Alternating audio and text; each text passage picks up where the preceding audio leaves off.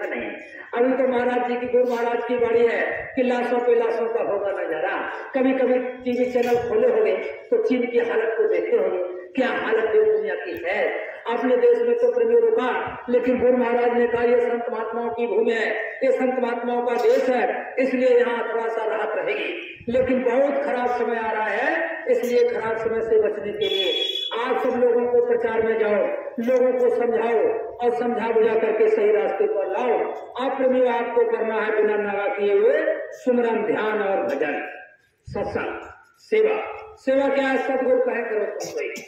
जो गुरु महाराज जैसे पूजनी महाराज जी ने आदेश दे दिया, जितने मासिक सत्संग है वहाँ हर जगह गुल्लक लग जाना चाहिए, वहाँ हर जगह बोर्ड लग जाना चाहिए, तो लग जाओ। बुद्धि न लगाओ, क्या जरूरत है, झोले में डाल लेंगे, रस्ते में रख देंगे, ऐसे बुद्धि की जरूरत नहीं है। बहुत जल्दी से जल्दी अपना निर्णय ले लो और जल्दी से जल्दी ये काम कर दो आप, और नहीं तो आगे तो ऐसी संगत आने वाली है आपको पीछे कर देगी। मैं बता रहा हूँ आपको, मेरी बात को याद रखना और फिर बाद में कभी बात करना। ऐसी मालिक की दया उतरने वाली है, ऐसी मालिक की दया हो रही है कि आपका फिर सेवा करने का नंबर नहीं आता। अभी तो जो मौका आपको मिल रहा है, जैसे महाराज जी ने कहा टोली आपकी बन गई होगी। अभी आए थे वर्मा जी, मदन पाल जी और भाई जी आए थे, टोली बना करके गए, लेकिन आप सर्दी की परवाह नहीं करना। मैं आपको बताऊं, मैं अपने जिला फरुखाबाद एक बार पूजनी महाराज जी ने आदेश दिया था, कल लगे जाओ बच्चा 1 महीने में और अच्छा प्रचार कर देना और कोई जगह छूटने ना पाए। और उस समय प्रेमी सर्दी ज्यादा थी, आलू की खुदाई हो रही थी खेत खलिहान में, हमारे यहाँ आलू का क्षेत्र है, तो हम लोग सोचे चलो आप थोड़ा 15 दिन रुक के कर देते हैं। फिर हम वो प्रेस की दुकान पर गए और वहाँ पर सारी सामग्री छपाई और तब तक आ गया होली का कार्यक्रम। तो हम लोगों ने सलाह किया वो होली की तैयारी करना है, तो चलो होली का कार्यक्रम करके और तुरंत आकर के उसमें लग जाएंगे। तो प्रेमियों वहाँ होली के कार्यक्रम में गए, वहाँ महाराज जी ने कोई आगे का आदेश नहीं दिया और कहा जल्दी चिड़िया जैसे खुश होती है वैसे भाग जाओ। और जैसे घर पे आए वैसे लॉकडाउन 10 दिन का, 15 दिन का, 1 महीने का ऐसी हो गई। और कितना दिन तक वो चलता रहा। तब समझ आया कि गुरु महाराज ने जैसे आदेश दिया और वैसे तुरंत अगर लग गए होते तो आज इसका लाभ हमको मिल गया होता, और नहीं तो प्रेमियों भारी नुकसान आपका। जहाँ जहाँ जगह जगह कार्यक्रम करो, लोगों को समझाओ, ये जय गुरुदेव नाम के बारे में लोगों को बताओ। ये जय गुरुदेव नाम धुनी है, ये प्रेमियों भक्त का जगाया हुआ उस कुल मालिक का नाम है। हर मुसीबत आफत में ये नाम आपके काम आने वाला। कोई भी प्रेमी शाकाहारी सदाचारी रह करके इस नाम की परीक्षा ले सकता है। नए लोगों को समझाओ, नए लोगों को बताओ, नाम धुनी कराओ, भजन में जोड़ो। अभी पिछले अभियान चलाया था हमने अपने जिले में कि बहुत से पुराने सत्संगी भाई बहन वो प्रेमी भजन तो करते थे, लेकिन 5 नाम का सही उच्चारण नहीं, रूपों का सही मिलान नहीं, आगे का पीछे, पीछे का आगे, यानी शब्द का जो नाम बताया गया महाराज ने उसका भी उच्चारण सही नहीं। तो सामूहिक सत्संग होगा, सामूहिक ध्यान भजन होगा, उसमें ये चीज रखी जाए कि भाई आपको पूछा जाए, आप हमसे पूछो, हम आपसे पूछें कि आप कैसे सुमरन करते हो, कैसे आप ध्यान करते हो, कैसे भजन करते हो। महाराज जी ने कहा भाई किसी का नाम अगर सुरेश है और उससे महेश महेश करके बुलाओ तो कैसे सुनेगा आपकी बात। तो कोई न कोई गलती कहीं न कहीं पर हो रही है, तब तो महाराज जी ऐसे शब्दों को बता रहे हैं। तो इन चीज को भी दोस्त करो और बिना नागा के ये सब लोग सुमरन ध्यान भजन करो और लोगों से कराओ। और जो आदेश मिल जाएगा महाराज का, आदेश का पालन ही भक्ति है। देखो राम के 2 भगत रहे, एक लक्ष्मण थे, एक हनुमान थे। अब देखो हनुमान का मंदिर जगह जगह पर मिलेगा, लक्ष्मण का मंदिर कहीं नहीं मिलेगा, जबकि सेवा दोनों लोगों ने किया था। कारण क्या रहा? कारण ये रहा राम के आदेश में हनुमान बुद्धि का प्रयोग नहीं करते थे, तो राम भगत हनुमान कहलाए, और राम के आदेश में लक्ष्मण बुद्धि का प्रयोग करते थे, इसलिए राम भक्त लक्ष्मण नहीं कहलाए, हनुमान कहलाए। हनुमान का मंदिर मिलेगा, लक्ष्मण का कहीं नहीं मिलेगा। इसलिए हजूर का जो हुक्म आदेश हो जाए उसका आकबूल करके पालन करना ही भक्ति है। गुरु महाराज आपको बचाना चाहते हैं। अब आपसे तन की सेवा होती नहीं है। अब आपसे कहे चलो उज्जैन में चले जाओ, आप बाबा में चले जाओ, 1 महीने के लिए वहां सेवा करके आओ, आपके पास समय नहीं है। आपसे कह दिया जाए चलो 2 घंटा सुबह 4 बजे से लेकर के और सुबह 6 बजे तक 2 घंटा ध्यान भजन करो और 2 घंटा शाम को और 2 घंटा सुबह बैठ करके करो, तो 4 घंटे की साधना भी आप पर नहीं होती। फिर आपसे कह दिया जाए चलो, क्योंकि इनको जिम्मेदारी दी है। पूजनी महाराज जी ने कहा है कि तुम नए को नामदान देना, और पुरानों की संभाल करना, तो इनकी तो ये मजबूरी आप समझ लीजिए कि इनको तो पार करना ही करना है। लेकिन गुरु महाराज कहें बच्चा जब ज्यादा गलती करता है तो मार के डंडा मार देता है, माँ बाप भी डंडा मार देता है। तो गलती के दायरे में मत आना, जो हजूर का हुक्म हो जाता है इनको पार करना है। तो प्रियो आपको तन की भी सेवा नहीं और मन की भी सेवा नहीं, और धन की सेवा की जब वक्त आता है तो धन की सेवा के लिए आप उसको टीका टिप्पणी करते हो कि ये कैसे वो कैसे, फिर बताओ पार कैसे जाओगे? कौन सा तरीका आपके पास है? न तन की सेवा और न मन की सेवा न धन की सेवा, कुछ हो पा रहा? अब कुछ नहीं हो पा रहा तो पार कैसे जाओगे? इसलिए एक आशा बनाए रहो।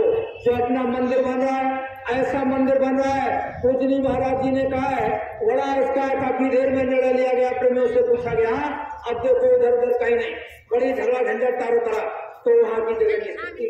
तो ऐसा मंदिर बन जाए जो प्रेमियों विश्व में अनोखा मंदिर हो, जो प्रेमियों एक ग्रेड का पत्थर विदेशों से लाया जाए और लाया जा रहा है, और प्रेमियों ऐसा मंदिर बन रहा है जो प्रेमियों युगों तक चलने वाला मंदिर है, जो सदियों तक चलने वाला।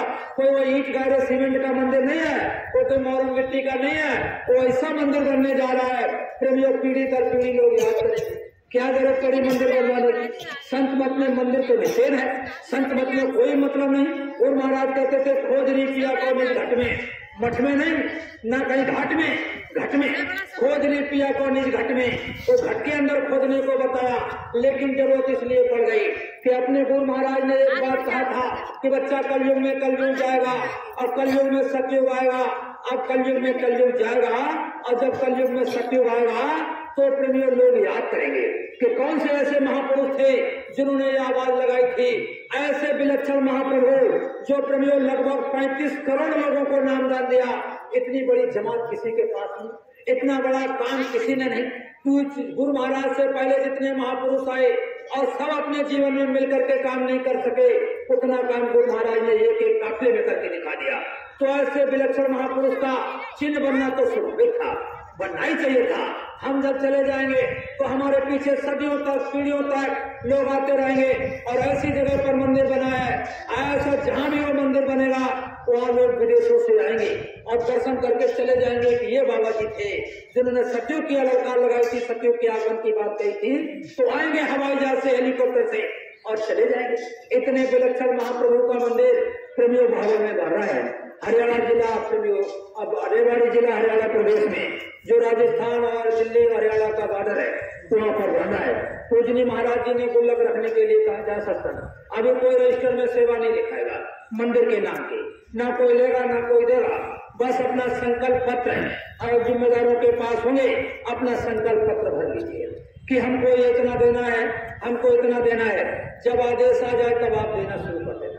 अब जब ये गुल्लक रख जाएगी तो हो सकता है गुल्लक में ही गुरु महाराज डलवाए, तो उसी में डाल करके आपके पास पहुंच जाएगी। तो सारी जो वक्ताओं की सूची जो पूरी टीम गठित होकर के आपकी क्लियर हो चुकी, और जगह जगह पर सत्संग केंद्रों पर बोर्ड और वहाँ गुल्लक मासिक साप्ताहिक और साप्ताहिक केंद्रों पर मासिक सत्संगों में जहाँ साधना शिविर चल रहे हैं, लोग वहाँ बैठ रहे हैं, आ रहे हैं, जा रहे हैं, तो वहाँ पर मासिक केंद्रों पर गुल्लक रखवाई जाए, बोर्ड लगवाए जाए और फिर प्रसाद कैलेंडर और आपका गुरु महाराज का एक पत्र यानी चिट्ठी यानी जो मतलब बचा वो साथ में ले जा करके कोई भी प्रेमी गुरु महाराज के नाम से जुड़ा हो, जय गुरुदेव नाम से जुड़ा हुआ, सबके पास सबके पास। लोग टीका टिप्पणी तो करें, लेकर के जाओगे लोग टीका टिप्पणी करेंगे, लेकिन उधर नहीं। एक बार गुरु महाराज ने कहा था, एक बार गुरु महाराज ने कहा था, वो तो दया दे करके आपको भेज रहे हैं, लेकिन उसका दुर्भाग्य है अगर आपकी बात समझने का प्रयास नहीं करता है। एक बार गुरु महाराज ने कहा था कि एक महात्मा जी ऐसे जा रहे थे और एक कुएं में आदमी गिरा चिल्ला रहा था कि हमको कोई निकालो, हमको कोई निकालो, हमको कोई निकालो।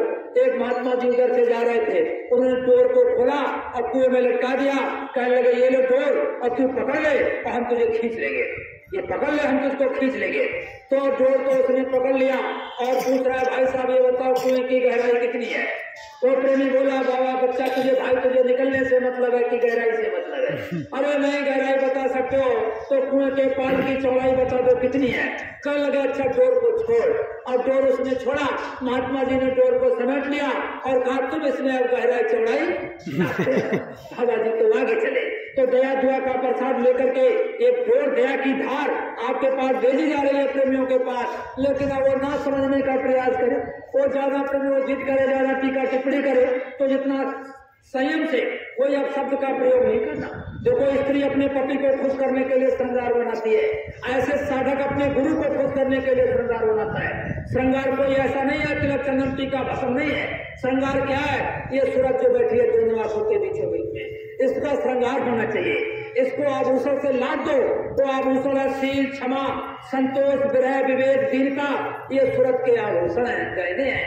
ये इन गहनों से सट करके जब ये सूरज जीवात्मा तैयार हो जाएगी, फिर पिया को खुश होने में देर नहीं लगेगी।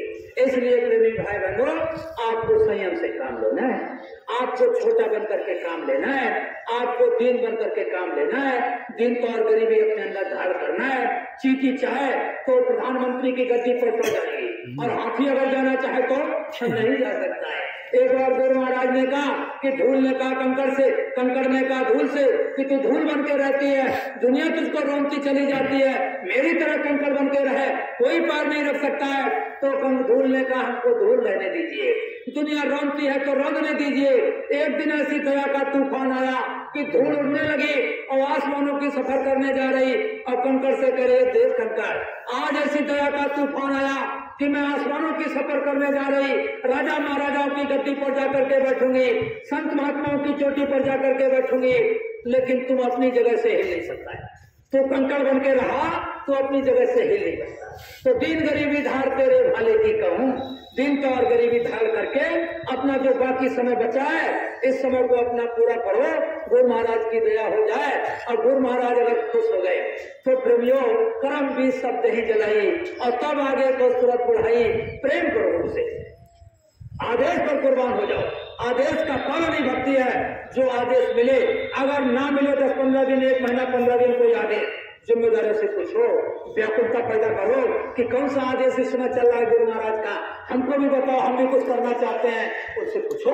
वो कोई न कोई आदेश हर समय महाराज जी एक के बाद एक, एक के बाद एक, इसीलिए बताते रहते हैं कि जल्दी गुरु भक्ति पहले करो, पीछे और उपाय, और बिन गुरु भक्ति जगत को खंड न काटो जाए।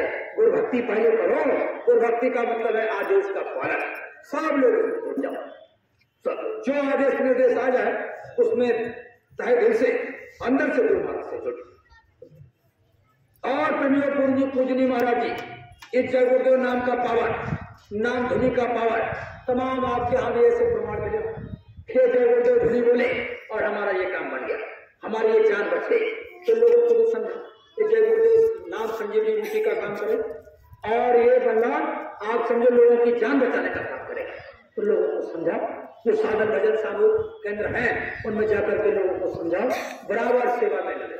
पहले बड़ी कठिन सेवा, पहले बड़ी परमार्थी कठिन सेवाएं थी, अब तो बड़ा आसान, भजन करो और कराओ, नाम धुनी करो और करवाओ, शाकाहारी बनो और दूसरों को बनाओ, बस ये बराबर परमार्थी सेवा, इसमें आप लगे रहो। अब ज्यादा नमस्कार। इन्हीं शब्दों के साथ एक चेतावनी सुना करके और अपनी बात को विराम देंगे। आपके व्यवस्था संबंधी कोई चर्चा यानी क्या हो रहा है, आपके यहाँ जिम्मेदार बैठे हुए हैं और वो सवाल के माध्यम से आपको बताएंगे। तो मैं एक किताब सुना करके अपनी बात को विराम देने जा रहा हूँ। बोलो जय।